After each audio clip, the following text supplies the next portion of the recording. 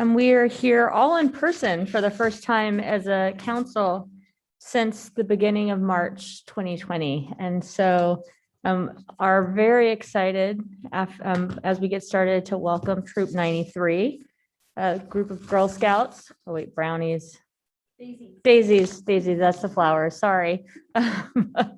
Daisies that are working on their democracy badge. And it's super special that you're here with us tonight because it's been so long since we've all been together that we've gotten to the point where we just quickly have our moment of silence and then say our Pledge of Allegiance on our own. But we're going to ask you girls to lead the Pledge of Allegiance tonight. So thank you so much for being with us. And with that, I'm going to first call the meeting to order, and we will start with an invocation, which we observe by a moment of silence. And then after that, I'll have you girls come up and lead the pledge with the flags that are over here. Sound good?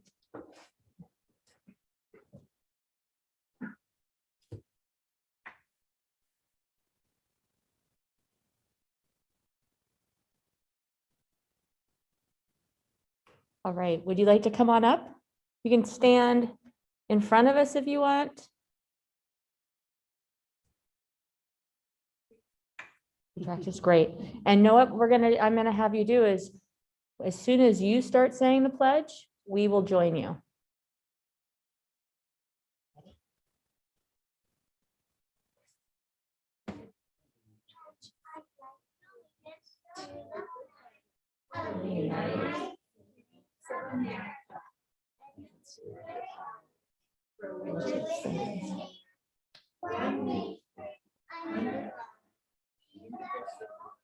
Liberty and justice for all.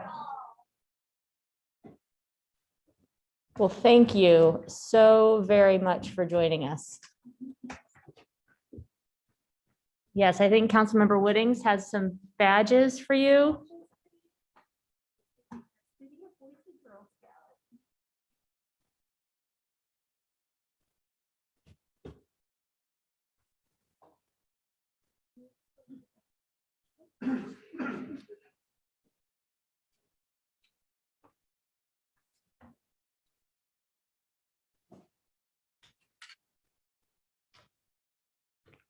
Well, thank you for joining us. It is okay to head on out whenever you would like after the last of you gets your patch, but we really, really love having you here today.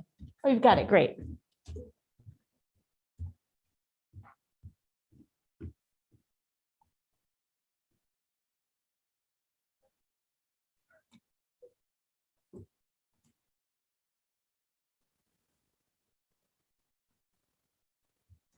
Thanks so much for making our first night back together so special.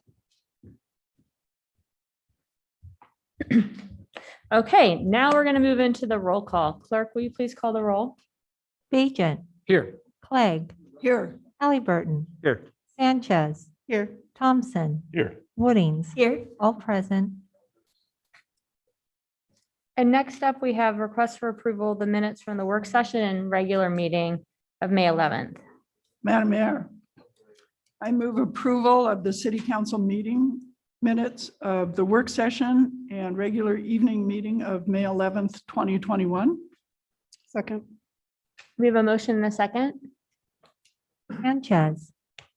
Yes. Thompson. Yes. Woodings. Yes. Bajent. Yes. Clegg. Yes, Halliburton. Yes. All in favor, motion carries. And next up, we have under special business, the appointment of Luke Howarth to the City of Boise Ethics Commission for a 4-year term ending February 2025. Madam Mayor, I move, what am I asking for? Am I asking for unanimous consent. unanimous consent? There we go. Madam Mayor, I am asking for unanimous consent for the appointment of Luke Howarth to the City of Boise Ethics Commission for a 4-year term ending February of 2025. Without objection. Luke, are you with us this evening? Oh, you're over there. I was looking up to the screen because that's become such a habit. Come on up if you'd like to say a couple things. Thanks for your service.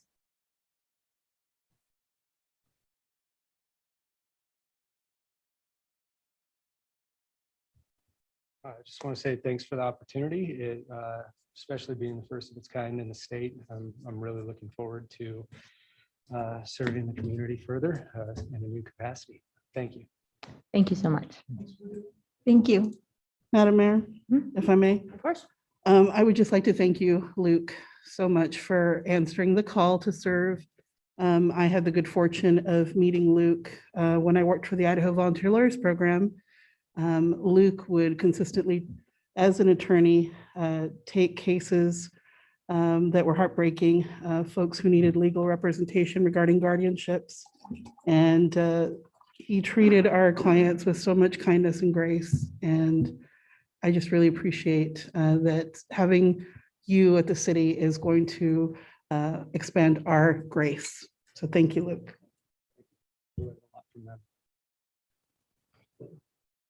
Thanks so much for joining us this evening. Next up, we have resolution 22721. This is the public health order, and just before it's voted on, the one that removed our mask requirements in the city, as well as group size requirements, yet still has in effect some social distancing recommendations, mask recommendations for those unvaccinated, as well as some guidance for public facilities. Madam Mayor. Yes. Well, thank you for updating the guidance based on the new guidance we got from CDC. And I would move approval of resolution 22721. Second, We have a motion and a second. Clerk, will you call the roll? Sanchez, yes. Thompson, Yes. Woodings, Bajent, Yes. Clegg, Yes. Halliburton. Yes. All in favor, motion carries. Madam Mayor, I didn't get a chance to comment Go ahead. before we took the roll call on that motion, but I just wanted to thank everyone for hanging in there while everyone's getting vaccinated. I heard from a couple of business owners just after this new health order came out, asking, my employees don't want to wear masks anymore. Is that okay? Is that safe? And it is asking a lot of our business owners to make all of those decisions. I would just encourage, for that reason, for everyone who is able to get out and get vaccinated, that's really going to be our path forward to where we're not having even the hundreds of infections that we're having right now every day, and really getting on a path to where we can have a lower community instance of COVID-19. So if you're able, get vaccinated, and then we can get back to completely normal as quickly as we can, because there's frankly a lot of people in our community who just don't feel safe going into a restaurant or going into an establishment where people aren't wearing masks, regardless of what the CDC says, because we do have a fairly low vaccine uptake rate in our community. And I think that's a real concern. So I just wanted to note that and thank all of our business owners who are constantly trying to make those decisions based on the health and safety of their employees and their customers. Madam Mayor, Thank Yes. you, Councilmember Woodings. just following up on that as well. When I heard the announcement last week, it came as sort of a surprise. I think it came for a surprise for a lot of people. And I think, anytime there's a surprise, anytime there's change, it can also be a little bit scary. But I think that one of the reasons why it was such a surprise is I don't think I ever would have guessed that we would be at this phase right now, that people in Boise and Idaho who wanted to be vaccinated have, for the most part, had the opportunity, and the next groups that are becoming available are opening up, and that we can get that done quickly. And then we're getting to the point where we can bring back a lot of these different activities. And I think it's really, really exciting. And again, that change is sort of hard. And I think one of the things that's going to take time is that every single business is unique in the way that they operate, the way that they have staff, the clients that they serve. And it's going to take time for people to come up with their own plan to incorporate this safely. I know that we're going through that process at the Boise Bicycle Project right now, trying to figure out what we're going to do at the public, and what might be right for us at this time might be different from some other business. And it's going to take still patience for people to make sure that we're all doing our part to take these steps. And so I'm excited. I'm glad that we got to push this forward tonight. I know that businesses are trying to figure out how that looks for them, and they have time to make that decision, figure out what's right for them. And I'm excited as our city figures that out to be as an example to others as well. Madam Mayor, thank you. I am about 3 days from my fully vaccinated status. And so I appreciate my colleagues wearing masks tonight because, you know, we have the science that we're all aware of, but a lot of this has involved people's feelings and emotions. And the reality is, I think, you know, there are folks who, you know, having these masks provides a sense of security, not only for themselves, but for the people around them, because I myself like to share what I'm doing on social media. So when I got my first vaccine, I shared that. When I got my second one, I shared that, but that's not required of everybody at this point. So we don't know who's vaccinated. We don't know who has taken up that opportunity to get a free COVID shot. So I greatly appreciate folks who, when asked to wear a mask, will do so. I appreciate the folks who, whatever they feel personally about mask wearing, that respect and honor folks for wearing masks. And like Councilmember Wooding said, I strongly encourage you to get a vaccine. It is the key to us being able to return to a time where we can be free again, and free to wear lipstick, and free to see each other's smiles, free to hug. But I really do appreciate folks showing solidarity and wearing masks. Madam Mayor. Yeah, thank you. I appreciate this. I for one, am certainly ready to move on from wearing masks and support the CDC's recommendation to not wear one if you are fully vaccinated. So I'll continue to respect any grocery store and that sort of thing that requires it as a private establishment or a place of work, but I'm certainly ready to move on, and I trust the science. So I think it's time to get there. Thanks.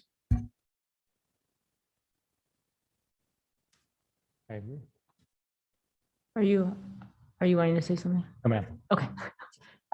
I'll jump in here too. I did this so quickly as the intro, but a couple things. You know, this was the announcement from CDC surprised people, but we knew it was coming because in our own city, by the end of May, we would have been at the point where everybody 16 and over would have had the opportunity to get their vaccine, have their 4-week break, get their vaccine, have another 2 weeks. And we're preparing to move in that direction. And so this was a time to celebrate. We've come far in this last year. And what matters now is hospital capacity as we look at where we're at, how things are standing, because now everyone in this community 12 and up has the opportunity to get a vaccine, and we encourage everyone to do that. And as an employer, you know, we're wanting to make sure that our employees are safe and healthy and protected from those that are still here in the facilities that haven't necessarily been vaccinated. And so at this point in City Hall, with our employees as they come back to work starting in June on a more regular basis, we will be requiring masks. And then we've also looked at it from the perspective of kids that don't have the chance yet to be vaccinated. So as a city, if there's a program where we're in charge of your children, such as play camps, library book reads, et cetera, we are responsible for those kids at that moment, and we'll require kids to wear masks. If it's in a space where parents are making that decision rather than somebody at the city that's entrusted with the care of a child, then that'll be on them to decide. But in all of this, as the Councilmember Wooding said, it is so incredibly important that people become vaccinated so that there's less and less of a worry as we move forward. But I, for one, am so grateful that we've seen this community like rally around each other, its businesses, et cetera, that this weekend when I was out every day, I saw residents respecting businesses who, like us as an employer, are asking people to remain masked. And also, quite frankly, my block had a "we're fully vaxxed" barbecue Sunday night. And it was the first time all of us came together in a group and hugged each other, welcomed those that were back on the block.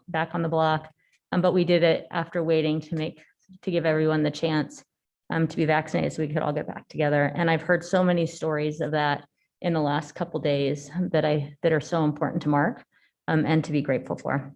So really appreciate the partnership of this council, the partnership of the business community as we move through this time.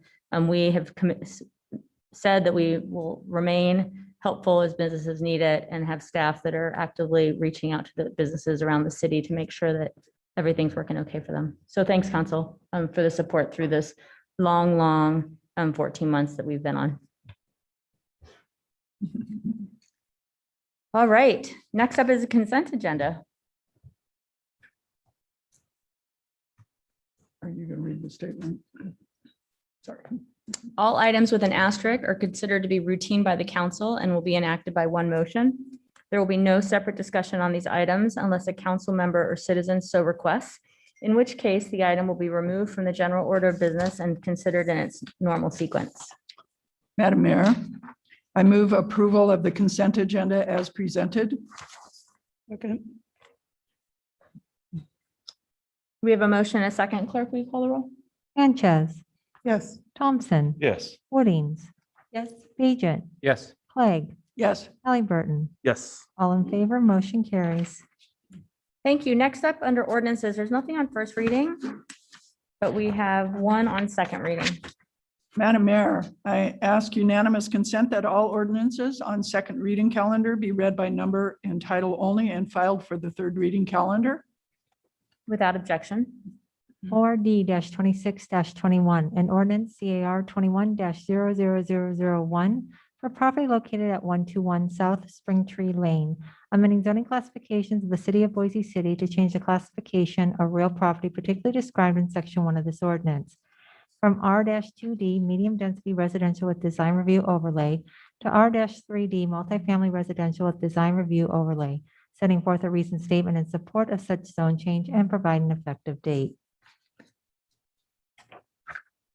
And next, we have third reading. Looks like 4 ordinances on third reading. Madam Mayor, Yes. I move that further reading of ordinances 2221, 2321, 2421, and 2521 be dispensed with, and the records show that they have been read for the third time in full. Second. We have a motion and a second. Clerk?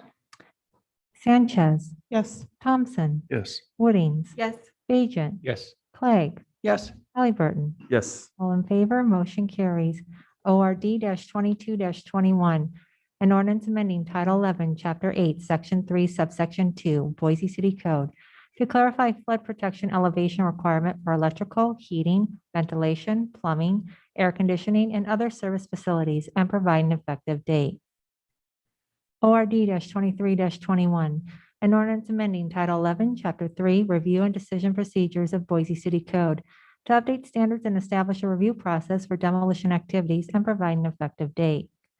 ORD 24-21, an ordinance CAR 21-00004 for property located at 2007 South Saturn Way, amending zoning classifications of the city of Boise City to change the classification of real property particularly described in section 1 of this ordinance from C-1D neighborhood commercial with design review to C-3D service commercial with design review, setting forth a reasoned statement in support of such zone change and providing an effective date. ORD 25-21, an ordinance repealing and replacing Title II, Chapter 8, Section 5, Arts and History Commission Duties and Responsibilities, Boise City Code. This ordinance updates the roles and responsibilities of the Boise City Arts and History Commission and providing an effective date. Thank you. So next up, we have under new business 1 subdivision, SUB 20-62. Madam Mayor, Oh, shoot, did you not finish? Oh, we need a motion. Sorry. We have a motion. Oh, sorry. Madam Mayor, I move that we approve ordinances 2221, 2321, 2421, and 2521. Second. We have a motion and a second. Clerk, will you call the roll? Sanchez, Yes. Thompson, Yes. Woodings, Yes. Bajent, Yes. Clegg, Yes. Halliburton. Yes. All in favor, motion carries. Thank you. So now, next up, we have subdivision SUB 20-62. Cody is here. Ben Semple, I imagine, is online. That's typically where we've seen him as the representing the applicant. So go ahead, Cody.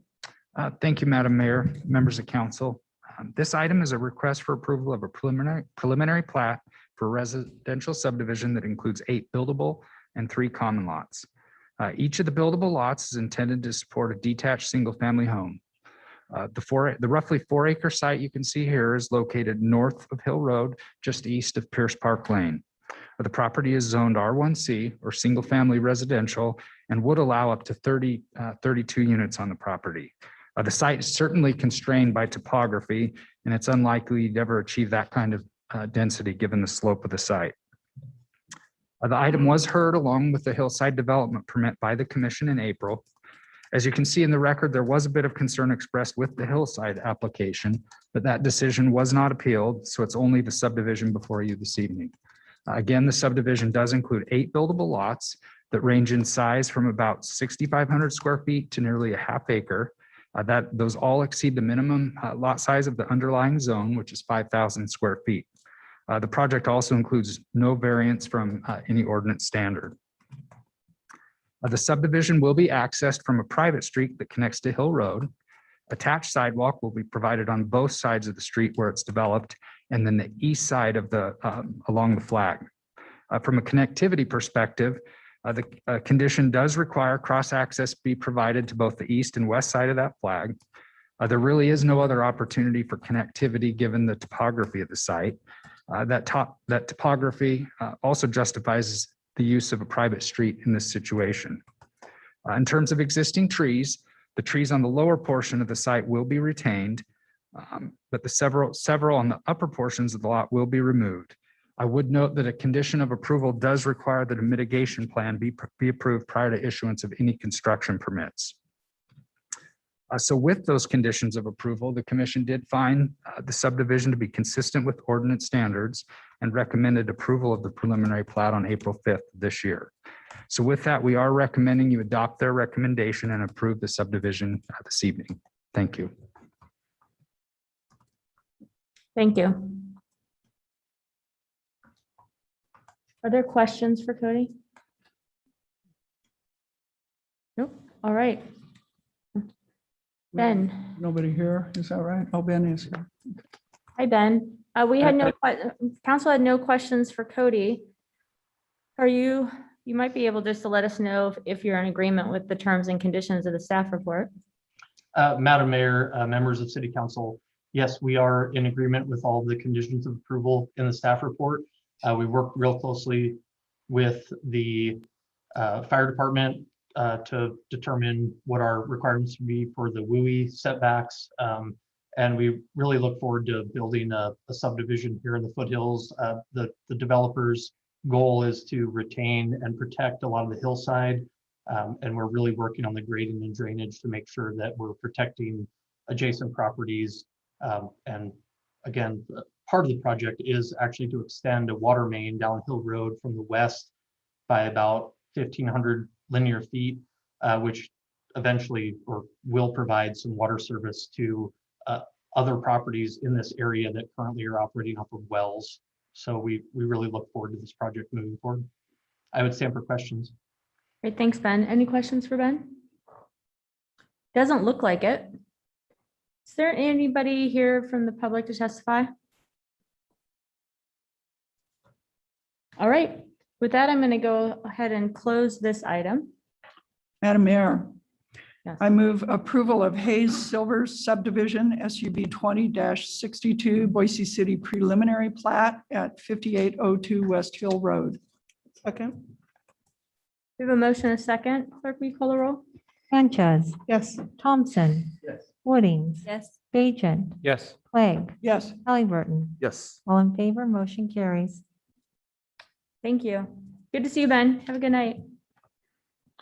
Next up, under public hearings, we have DRH 20-543. This is an appeal of a Historic Preservation Commission's decision on a certificate for appropriateness. We will first hear from staff. Welcome, Ted. Good to see you. Then the appellant, Tom Williamson. Okay, Mr. Williamson is here. The Neighborhood Association. We have 2 names, so we'll check in with you. And then it looks as though one person from the public signed up. We'll check in at the appropriate time to see if anybody else is here, and you can raise your Zoom hand. Go ahead, Ted. Thank you, Madam Mayor, members of the council. This is an appeal of the Historic Preservation Commission's approval to construct a single-family residential structure and detached garage on a substandard lot. you're The right, there property should is be. located in the expanded North End In what Historic order? District and is considered non-contributing.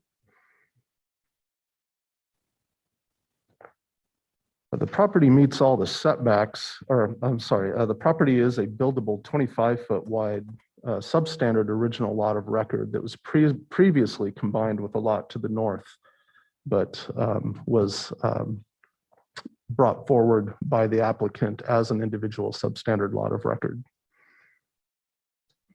The property meets all setbacks for the zone except for the front setback. The house will need to either meet that 15-foot front setback or obtain a variance. Ted, sorry to interrupt. I just, in case Luke Caldwell is on the Zoom. It's been noted that you were not listed on my sheet. We know that there's an applicant for this. We will call you after Ted. So just a heads up in case you're wondering about that. All right, go ahead.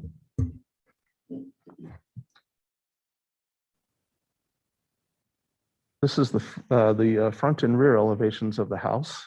As you can see, it's a fairly modest house. Really, the design is really driven by the nature of the lot, which again is a very narrow 25-foot wide substandard lot. The proposal does meet city code requirements for a 1.5-story house, which is typically considered acceptable on substandard lots. These are the side elevations of the house. And these are photos of the neighboring properties. The neighborhood is largely made up of mostly vernacular style homes. The grounds for appeal largely address a concern about increased density with the addition of a new house in the neighborhood. It should be noted, however, that this development is a development on its own lot and does not violate any density requirements for the zone itself on the property. The proposal does not convert an existing structure. This again is a standalone lot. The structure being constructed is a standalone 3-bedroom single-family house. The project also provides the required 2 parking spaces. The appellant claims the design is not compatible with the neighborhood. However, this is a modest sort of bungalow craftsman style house that is generally compatible with the neighborhood and the historic district as a whole. The Historic Preservation Commission found that the house was largely compatible with the property and the neighborhood. The property complies with the design guidelines for residential historic districts. As no error has been identified in the commission's decision, staff does recommend denial of the appeal. Thank you. Other questions for Ted? Madam Mayor. Yes. Ted, the appeal was really on grounds other than what was heard at the hearing, which were based on design and whether there should be a 1.5-story or not.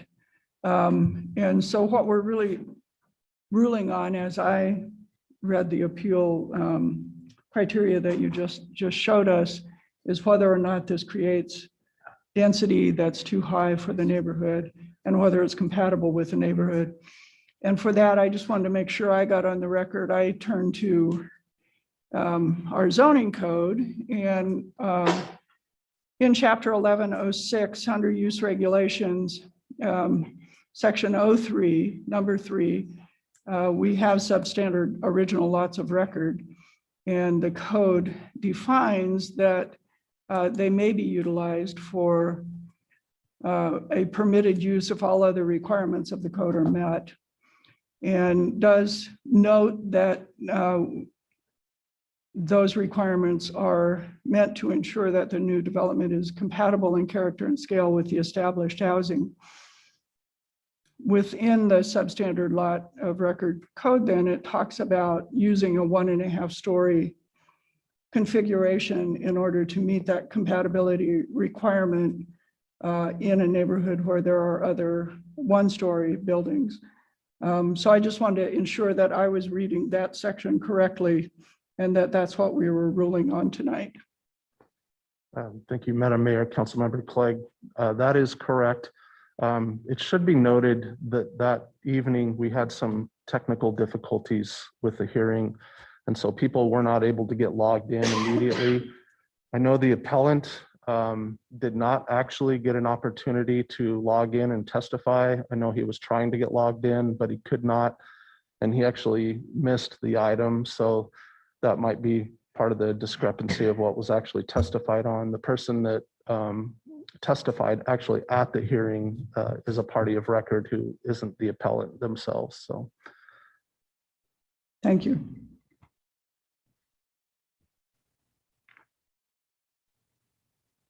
All right, it looks like there are no further questions right now, so we will first have the appellant, Mr. Williamson.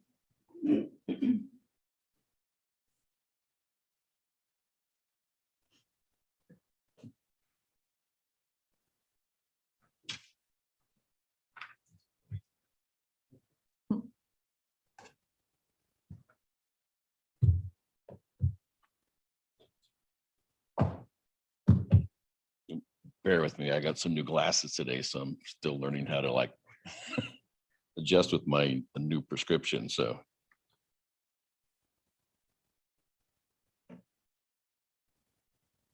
Do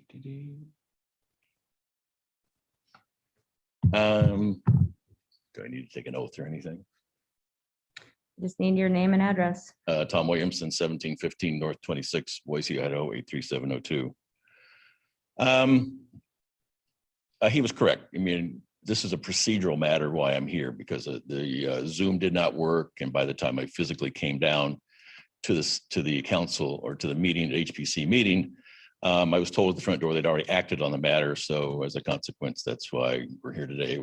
This really would have been my conversation back on March 29th. So, but since it's kind of interesting, since you did note that this is your first public meeting as a group of humans in one room together, it's kind of an interesting collective.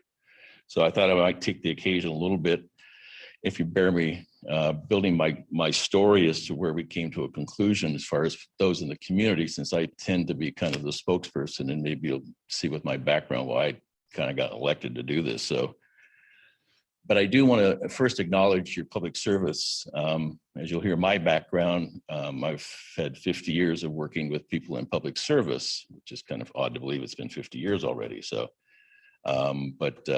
so almost all of it behind the scenes. So I know what you're going through. And actually, I think you're probably facing the toughest time since World War II, in my candid opinion. I think this country and this world has probably been rocked like it never has been before. So, and oddly enough, Sunday, I experienced it at the gym. I was at the Axiom gym out on Fairview and saw this elderly gentleman, about 80, that I usually would see at the gym, and finally saw him, and he was looking a little disheveled, and he was sitting in the sauna, and I'm going, hey, good to see you again. And it's like, so he was sharing that during this last 14 months, he's lived in his bedroom for fear of being an 80-year-old going out and dealing with what's out there today. So he's now back out. You know, he said he's vaccinated. And by the way, I have mine above my toilet since last year lost me 6 zeros in income. So I want to remember it when I flush the toilet. But he kind of shared an interesting story. He said that it reminded his parents telling him of when they grew up in France, what it was like when the Americans came and liberated the French from the Nazis, in the sense that this fear that had been consumed and this freedom that kind of took over the environment after that, I think was kind of where he feels that we're kind of at that point right now. So I think we are on a forward trajectory. So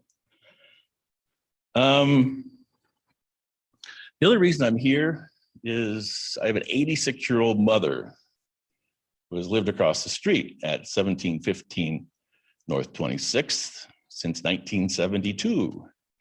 So she's seen the neighborhood come and go and transform. And I showed her the diagram for what this infill project would look like. And her comment says, that's butt ugly.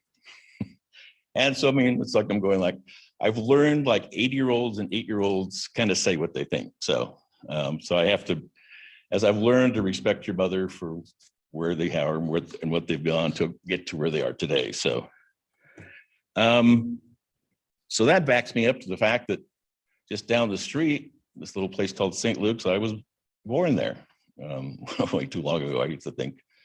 But so I was born and raised in this town, grew up, went to multiple grade schools, finally settled down, went to McKinley West Junior High and graduated from Bora High School back when there were 1,600 students in attendance there. It was like a big school back then.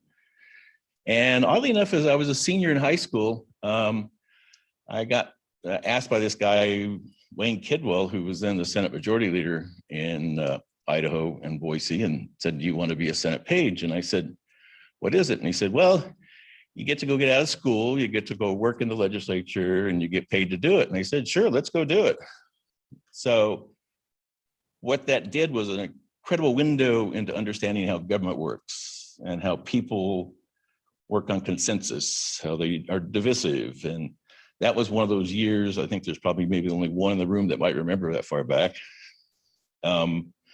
Vietnam War was going on. That was a legislature with over 100 days in session. And I was there the whole 100 days, which was kind of fun. Today now they split the pages up, only do half sessions. But so from that, it led to my first job was an employee of the city of Boise.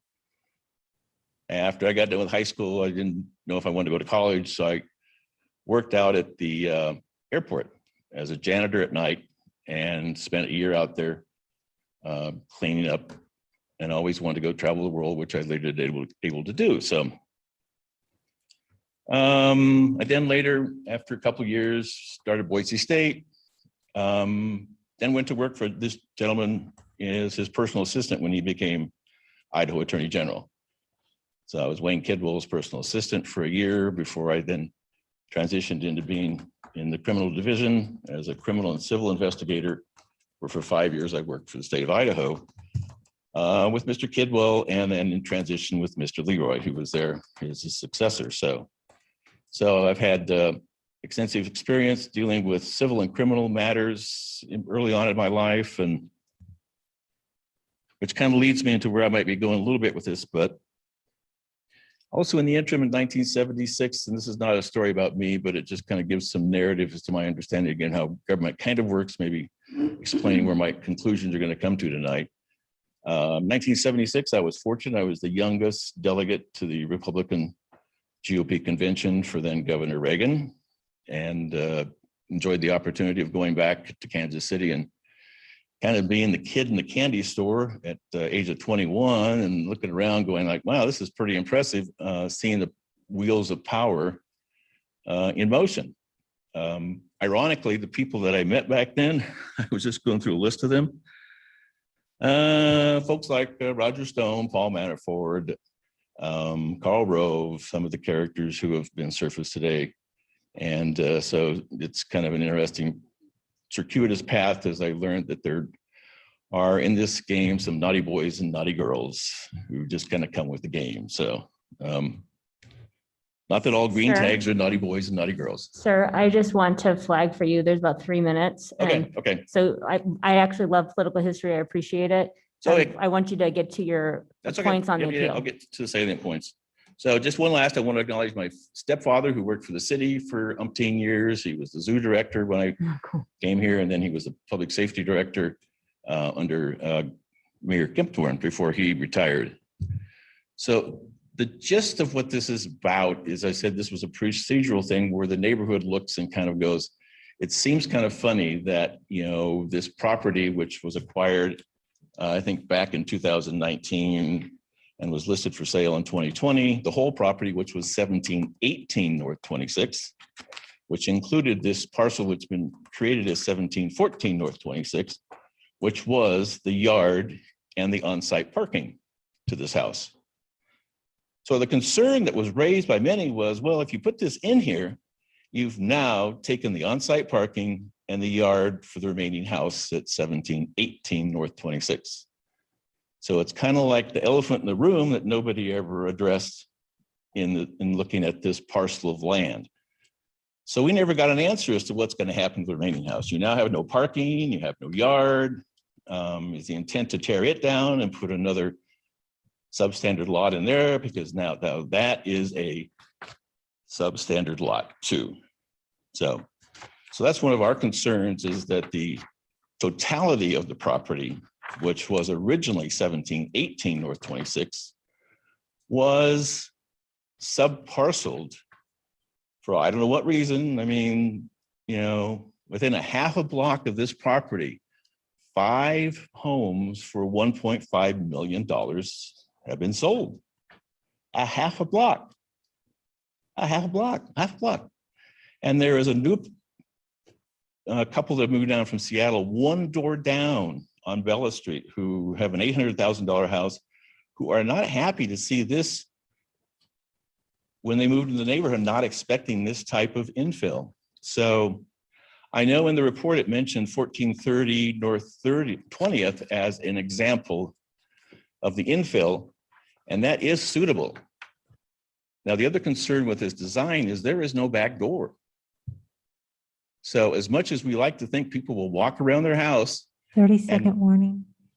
and go and use the garage, they will park in front of the house and park on the street. So then the intent is, what is going to happen with 1718? Are we now going to have 6 homes or 6 bedrooms on this parcel down the road? So these are just kind of some unanswered questions, which in the totality of this development raised some serious concerns. As I said, one of the parties would have been here tonight, but they're out of town, expressing the same concern. So, Thank you. yep. Are there any questions? Oh, one. If I got, can I just ask for 30 seconds? In the report, there were 2 inconsistencies I would like to point out. One was under the reference of the property having a curb, a gutter, and separated sidewalk, which is in the staff report, which is not there on the property. I checked with ACHD. And the other inconsistency. Pardon? I just need you to wrap up Yeah. from a legal perspective. So So- that was the one inconsistency, and the second one? And the second one was referencing that they've created what is called a non-contributing and substandard lot, which was what we're saying was the yard and the on-site parking. So, Great, thank you. okay. Any questions for the appellant? Mayor, Yep. my question is for staff. Just want to make sure, so Tom, you may or may not understand that many of these lots were originally 2 lots and they were used as one, but the underlying lot pattern is what we legally have to go by. And so my question to staff is that this is in fact an original substandard lot of record. It has been recorded as a separate lot for all of the time of the existence of 1718. Is that correct? Madam Mayor, Councilmember Clegg, that is correct. Okay. So, So it was platted as substandard. Yeah. In the well, it original. didn't used to be substandard when it was platted. Okay. At what point did it become substandard? Just Yeah. curiosity. Yeah. At what point did it become In substandard? 1966, when we approved a zoning code that no longer contained lots of this size. All right, anything else? And Mayor? Yeah. So kind of question for both staff and the appellant. For staff, is this a single family residence with 6 bedrooms, or is this subdivided into multiple units? Madam Mayor, Councilmember Halliburton, I think when the appellant references the 6 bedrooms, that was kind of confusing to me. I think he's talking about the combined, that the property as it was as a combined property had 1 house. Now it has 2 houses, with the new house is going to have 3 bedrooms. Yeah. So what we have now, if this house is approved, it'll be 1 house on 1 lot with 3 bedrooms and 2 baths. Madam Mayor, just a Four quick bedrooms. qualifier. I'm going to ask you, sir, you can join us for your rebuttal. Okay. But right now your Okay. initial part is over. And so staff, council are going to ask staff questions and then you're welcome to rebut at the end in your 5 minutes. Okay. Sure. And I do have one follow-up for him. So just to clarify, Madam Mayor, this is a single family housing unit that's going in. It's not a multifamily housing unit. It's not multiple units. Madam Mayor, Council Member Halliburton, correct. It is a single family structure. Perfect. Yes.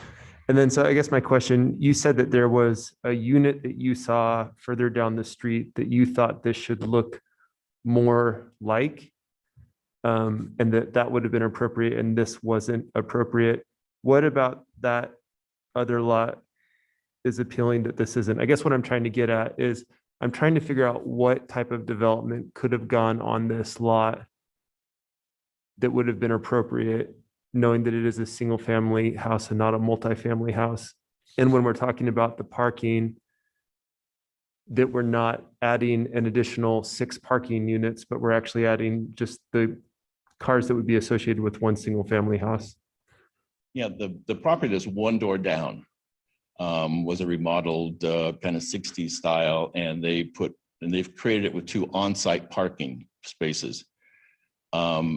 As the community looked at this, the concern is because 26th Street gets 1,800 cars a day versus 24th gets 300 cars a day. So there's a lot of car traffic on this, and you get pedestrians, there's no sidewalk, there's no gutter.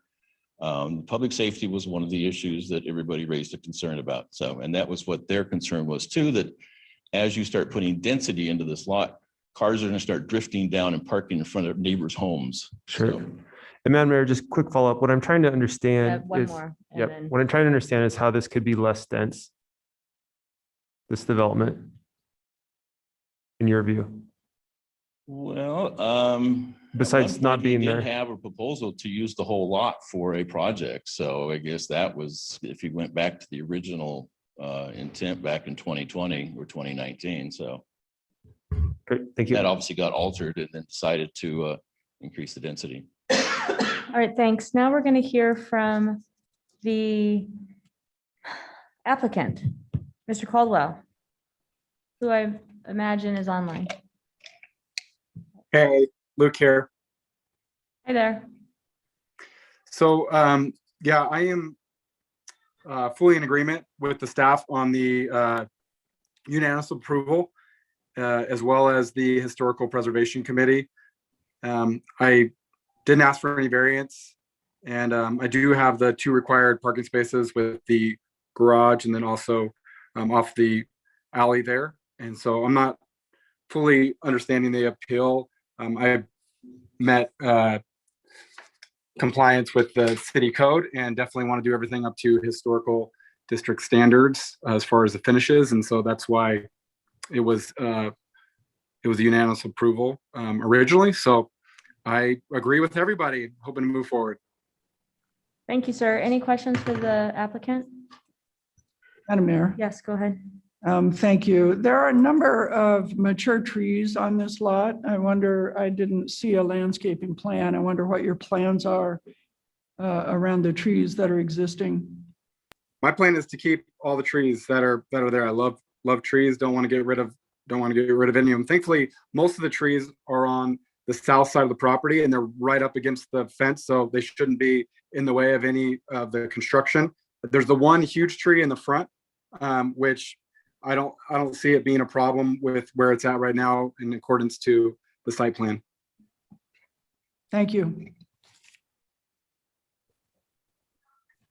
Okay. Thanks, Mr. Caldwell. We'll be back for your rebuttal at the end. Okay. The North End is the Neighborhood Association of Record is Nina, and I have listed here either Kate Henwood or Suzanne Yale, sorry. No, Madam Mayor, they're not online. Nobody, is anybody online representing Nita? Just raise your hand now if you are. No, Madam Mayor. Okay. Then we have members of the public. Parker Bloom signed up. No, Madam Mayor. Is anybody on that would like to speak to this online? No, Madam Mayor. All right. With that, we'll let the record reflect that nobody else was here to speak. So you were back up, sir, with your rebuttal. So he stated there's two parking. I can't find them. I mean, unless they're parking on top of each other. It's a one-car garage. So I mean, does that mean the other car is going to park on the property, which there's not a lot of room there. If I look at the diagram, I don't know where that second car is going to fit. And I know it's not a safety fire issue with regard to not having a back door, but the staff used a comparable, which is 1430 North 20th, which does have a back door, which makes sense that if you're going to park your car in the garage, you're going to go out the back door to use it. And if you're not going to have a back door, you're most likely going to park on the street at some point, because people do get lazy naturally over time and not want to go park in the garage. So, and we never did get an answer on what the intent is with 1718. I mean, it's kind of like leaving the ugly pig next to the house that's getting fixed now as to what the intent is with that. Is the intent to keep it, or is the intent to duplicate the actions on this newly created parcel on 1714, or does he plan to go down the neighborhood and do it at other locations too, using this substandard lot variance? Those were, again, just the concerns that were expressed in the neighborhood. So I get to be the one to come up here and take the slings and arrows and try to communicate it as best as possible. So, Well, thanks for representing the Yeah. neighbors. Appreciate it. Now, Mr. Caldwell, would you like to add anything? Basically, 1718, the way that it's set up, it is part of, it's contributing. So it's going to be remodeled as is. I think originally my plan when I did purchase the property was to try to use the whole property to do one large building. I was planning on tearing that down. You were correct in building one nice home with a two-car garage in the back, but the city didn't allow that. It wasn't something that I wasn't aware of that, and I wasn't aware of the substandard lot. And so that was the route that I decided to go down. It's the only way to make the project work, and also to be able to add housing for the community. So that's why 1718, but that's really not what we're discussing. It's for this project, and so I'm all good. So thank you very much. Thank you, Mr. Caldwell. Before I close the hearing, any additional questions for staff?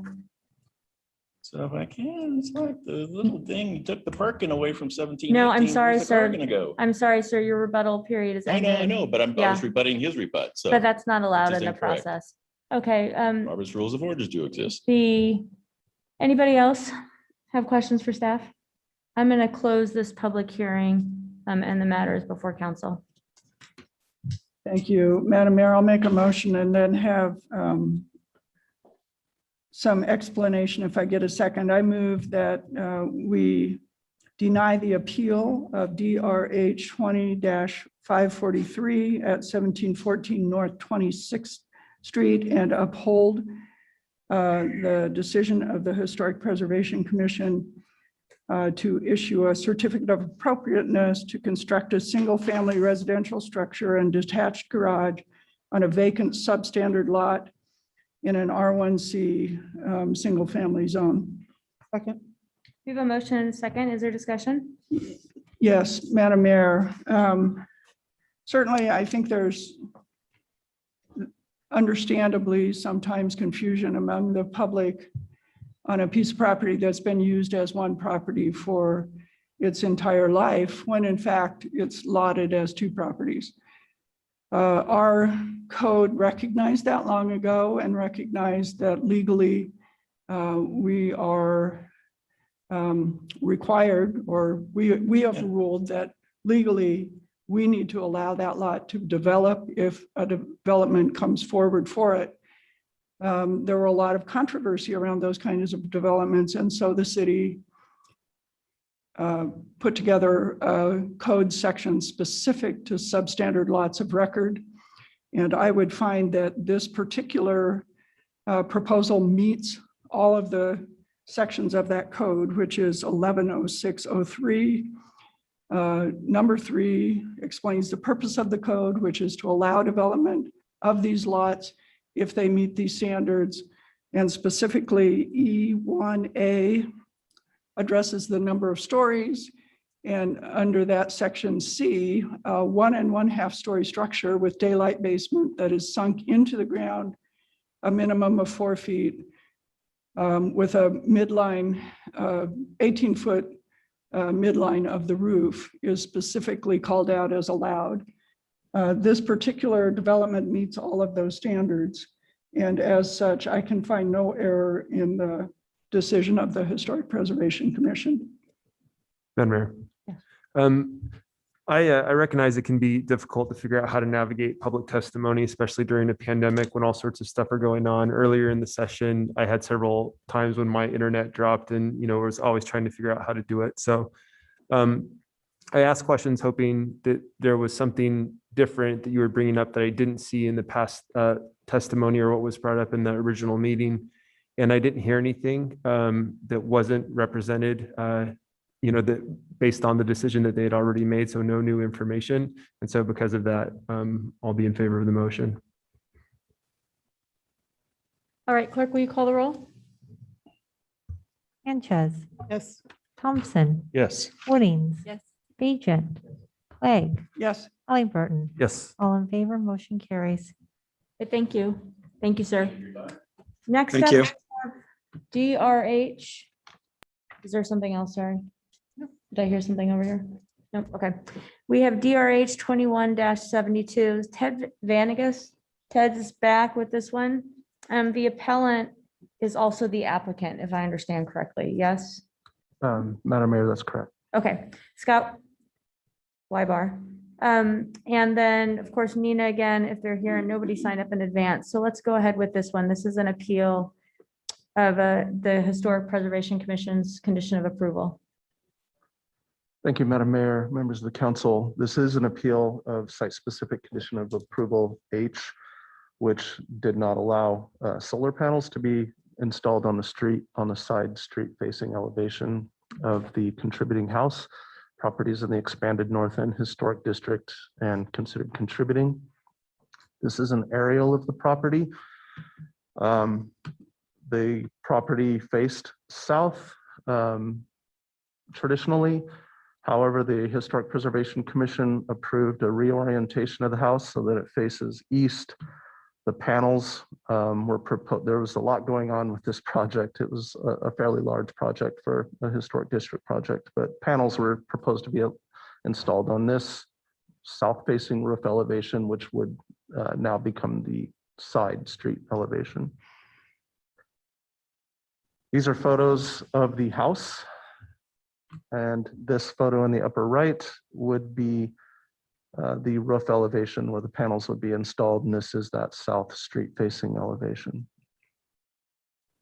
And these are the drawings. The bottom drawing, the top drawing is the new front elevation to the east. The bottom drawing is that south side elevation, and it shows the actual layout of the panels on the roof there. So the guidelines for residential historic district, they have quite a bit of language on integrating sustainability into historic preservation projects. These examples, these are just a few examples, specific to solar panels, with the idea not to install panels so that they adversely impact the historic integrity of the house. Though there isn't a site-specific, or there isn't specific language concerning street side roof elevations, the commission has traditionally interpreted the guideline language to exclude panels on the front or the street side roof elevation because it's highly visible.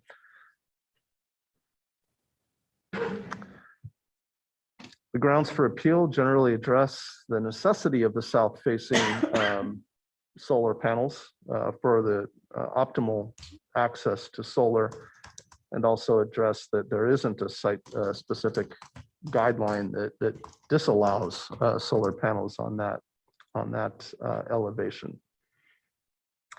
So the applicant is correct in those points. The south-facing roof does have generally the best solar access, and again, we don't have that specific language in the guidelines. With the popularity of solar panels, this is an area the guidelines can be better clarified or addressed.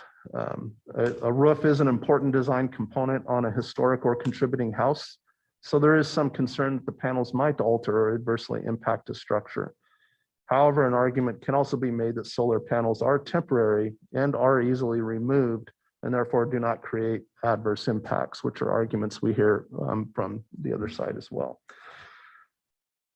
It should also be noted that this was an application that had a lot of different aspects to it. There were more significant items the commission focused their time and discussion on, and a deeper consideration of the panels may have been somewhat lost in that entire discussion.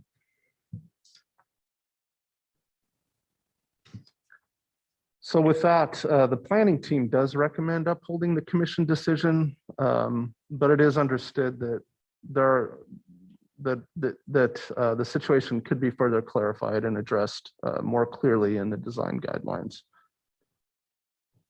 Thank you. Madam Mayor, Yes.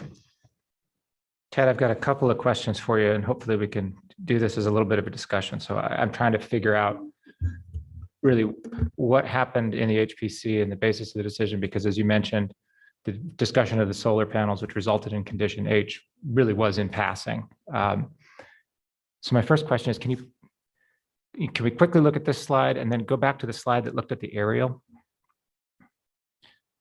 So as I understand it, the proposed location of the solar panels is on the south-facing sort of quarter panel of that roof, which is that one there, and that the commission had said solar panels would be fine on the west panel or the north panel, or west or north face of that roof.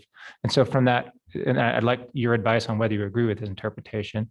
From that, I deduced that the commission concluded the panels do not overwhelm the roof line, and secondly, the panels are sufficiently set back from the eaves. In other words, it's only their location on this south street facing aspect that is an issue. So we can safely assume as we listen to this that they're sufficiently set back from the eaves and that they don't dominate the roof line. Is that, in staff's view, a fair interpretation of the ruling?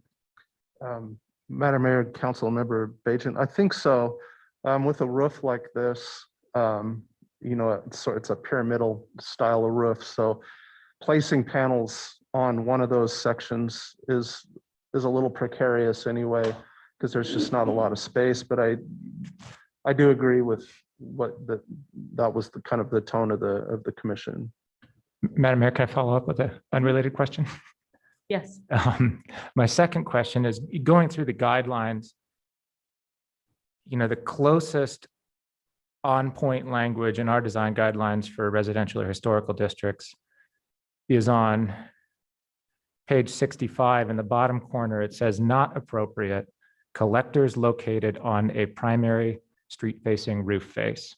I'd love to hear from the applicant later about how they deal with that. My question for you is, what do we do with a house that's been reoriented? Because to my mind, the primary street-facing roof face is now on 17th Street, and that's not the face that they're proposing putting these panels on. And so this didn't come up in the packet, and I wonder if staff had any thoughts along those lines, that particular guideline language. Madam Mayor, Councilmember Bajent, that's correct. So that little line in the guidelines is really the only line in our entire guidelines that talks about a street facing elevation, and it specifically says the primary street facing elevation. So that's traditionally interpreted as the front, the primary, where the primary entrance is to the house. So in this case, the orientation of the house is now towards 17th Street. That is the front. This becomes the south street facing elevation, which isn't specifically addressed in the guidelines, like I mentioned, but traditionally, the commission has interpreted that to be similar to a primary street elevation, and that it is highly visible along the street to the public. Thank you very much. Madam Mayor. Yes, go ahead. Ted, along those same lines, Councilmember Bajent talked about the one clause that does say what's not appropriate. What is appropriate, according to the guidelines under 4311, is locating energy conserving and generating systems where they will not damage, obscure, or cause removal of historically significant features or materials. As I understand it, this won't do any of that. Is that correct? Madam Mayor, Councilmember Clegg, I think that is correct. maintain the ability to interpret the historic character of the building. Again, that seems that it will still be able to be interpreted. And then in 4.3.12, it says it's appropriate to install technology in such a way that it can be readily removed and the original character easily restored. It seems like it meets that. Is that correct? Okay. And that it will use materials which are environmentally friendly and that will not interact negatively with the historic building materials. I suppose that's open to interpretation, but if we're allowing solar panels on any building, I'm assuming that we've accepted that they're compatible. Is that also correct? Madam Mayor, Councilmember Clegg, that's correct. Okay, so, and then it goes on to minimize the effects on the character of the historic building. And at the very end of that, it talks about what's not appropriate in the primary street facing roof face.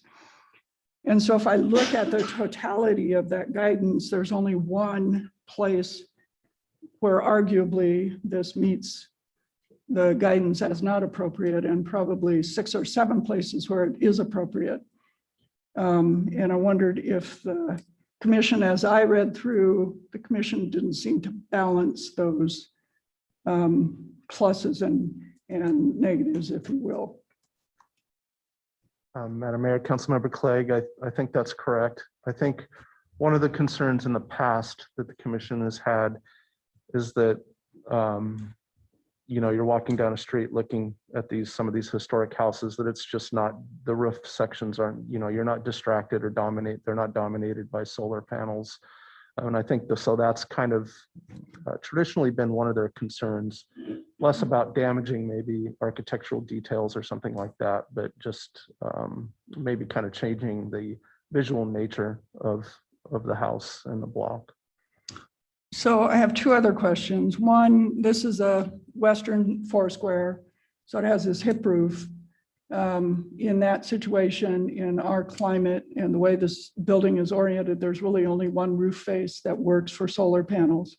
Do our guidelines take that into account? Madam Mayor, Councilmember Clegg, they do. The guidelines actually have some language in there that says if it's not possible, to place solar panels where they are hidden from view completely, that they be placed in a way that where they're set back from the eaves and set back from the ridge line, so they're not maybe covering up the entire section of the roof. Okay, thank you. And then my final question, if this applicant were proposing solar shingles rather than solar panels, would that change the outcome of this or the ruling on it? Have we got any guidance on the shingles? Madam Mayor, Councilmember Clegg, it's interesting you bring that up because the commission just approved an entire Tesla solar roof for a contributing house in the north end. And they did it unanimously with joy in their hearts. I think they were very impressed with the technology and the look of it. So that technology was easily approved by the commission. So in that case where it's a permanent installation on the roof, they allowed it on a character facing facade, but in this case where it would be a temporary installation that could be removed, they're saying that it's not appropriate. Madam Mayor, Councilmember Clegg, I think that's accurate. I think with the solar roof situation, the entire roof looked uniform and looked the same. And the applicants, contested that it looked like a slate roof. Whereas with the solar, it's kind of, maybe on one roof elevation or 2 roof elevations. So it does look a little bit different, but you are correct that this is temporary, where the solar roof is more of a permanent situation. Thank you. Madam Mayor. Ted, has the Historic Commission, have they denied approval of solar panels on a house before when that was the only location that the solar panels were available? Madam Mayor, Councilmember Halliburton, we rarely get these coming to the the commission, we did have a situation, and it was on a non-contributing house where they wanted to put solar panels on the front and street side elevations of the roof. And it ended up being allowed in that situation. We haven't had, since I've been doing this, an applicant for solar panels come and to the commission and get denied location of a solar panel. Okay, thank you. All right, it looks like there are no further questions. Now we'll hear from the appellant.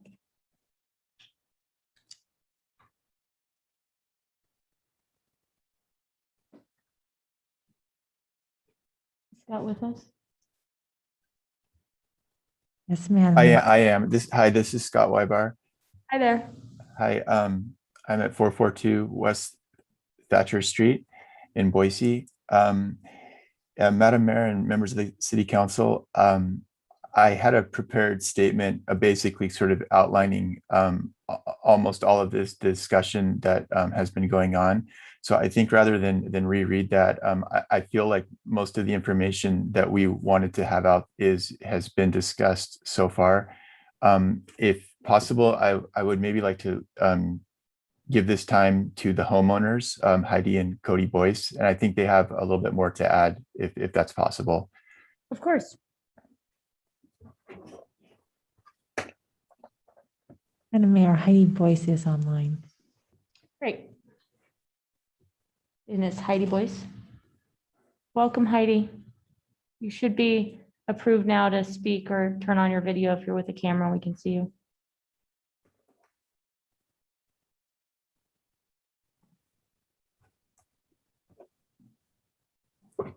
Scott, we're not seeing Heidi, but she's there.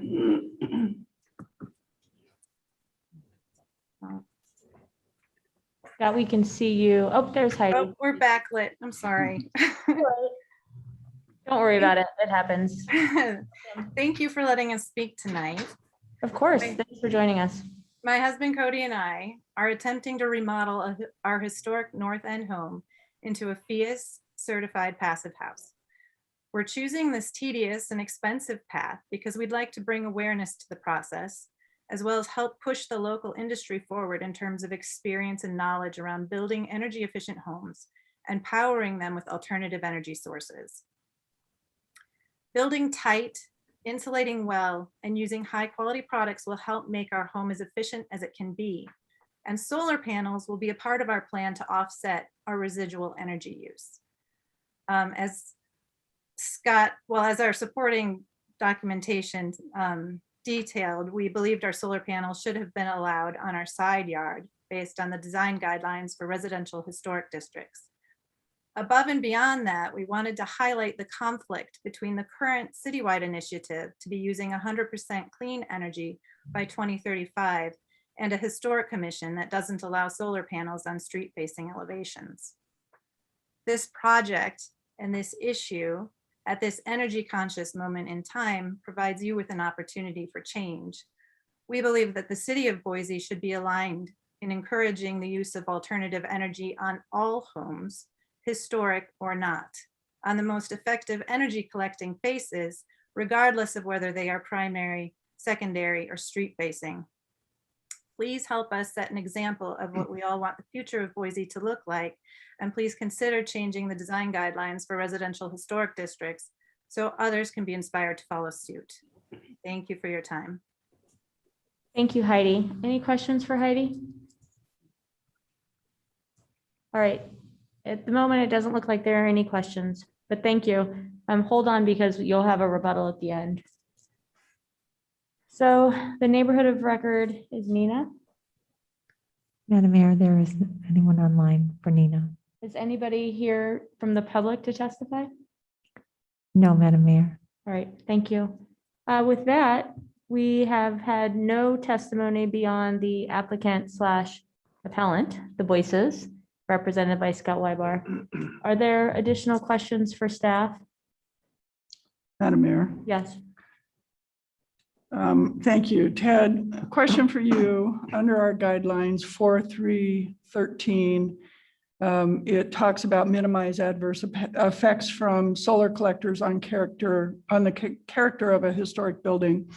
As proposed, do these panels meet the criteria A through D in that section? Could you tell me or not? I couldn't find that the commission ruled on that. Madam Mayor, Councilmember Clegg, the commission, again, didn't specifically deliberate on the solar panels or the location of the solar panels. I believe there was just one question during the entire meeting toward the appellants on that. But as far as negatively impacting the character defining elements of the home, I think I don't think the solar panels would adversely impact the character defining elements of the home. Okay, thank you. That section, just for reference, asks that the arrays remain subordinate to the historic structure, that they be mounted flush below the ridge line, and that you minimize visual impacts by pulling them back from the eaves. Thank you. Do either of you want to say anything else? Alrighty, thank you for joining us this evening. Thank you. Nothing further to ask of staff. I'm going to close the hearing. Madam Mayor, Yes, I move that we uphold the appeal of DRH 21-72 at 1702 West Reidenbaugh of the Historic Preservations Commission to not allow solar panels to be located on the street side roof elevation of the property listed, and that we ask staff to come back with findings based on our guidelines, section 411, 4311, 4312, 4313, and 4314, about why in this particular case, these panels will meet those guidelines with the exception of being on the street facing roof panel, and noting that that is no longer going to be the primary street facing roof. Second. we have a motion and lots of seconds. And further discussion? Madam Mayor. Yeah. Oh, sorry, Council President, did you have any further? I think I probably said all I needed to in my questions, so I'm good. It was a long motion. Madam Mayor, I seconded the motion because I think in this case, the commission's decision is not supported by substantial evidence, and that was the basis of my second. And the reason I think it was not supported by substantial evidence is that first, there's very little discussion in the record about solar panels, period. I didn't find any specific findings as to why this was not permitted, except for the fact that these panels are on a roof that faces a street.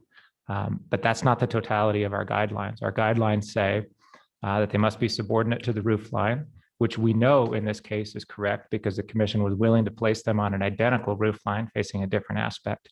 They say they must be sufficiently set back from the eaves to not create a visual impact. And we know that's the case here because they were deemed appropriate for an identical aspect on a different side of the house. We also know from the guidelines that solar panels should not be located on the street facing facade, but the language is very unclear as to what that means. Here we know they're not going to be placed on the primary street facing facade, the one that the address will be on when the project is completely done. So in that situation, you have to look at what all of the standards are aiming towards. And what all the standards are aiming towards, first, is workable solar panels on historic buildings that actually function. The guidelines reference in a number of different places that if the placement is not appropriate because the solar access is not sufficient, it's okay to move them somewhere else, subject to certain standards. Second, they can't dominate the structure, but we know that's true here. Third, they have to be constructed and placed in a way that somehow in some way interfaces with the street. All the guidelines say is not on the primary street. So in that case, when you take all of those factors together, I don't think we got a ruling here that considered all of those things in a way that that's based on sufficient evidence. when we look at them, I think we come to a very different conclusion. And so I think the council president's motion directing staff to come back with findings and recommendations as to the specific factors that we should be considering in this case is the right way to go. Madam Mayor, thank you. And I had the same conclusion as Council Member Bajent on this one. And I think further, in addition to what has already been said, that it's probably wise of us to have a discussion as a Historic Preservation Commission and as a council on our city's goals and how those dovetail with the preservation of our historic neighborhoods. Because I think that there's going to be a whole lot of other people who are going to want to add things like solar panels and other sustainability measures. And that's our goal. You know, these are the kinds of things that we want. And we need to figure out a way to make that predictable for homeowners and also respectful to our historic neighborhoods. So I would look forward to having that conversation at some point in the very near future so that we can create that predictability and hopefully make some better policy going forward that gets us to our sustainability and our preservation goals. Madam Mayor, just briefly, I support everything that's stated by my three colleagues that just spoke, and will be supporting the motion.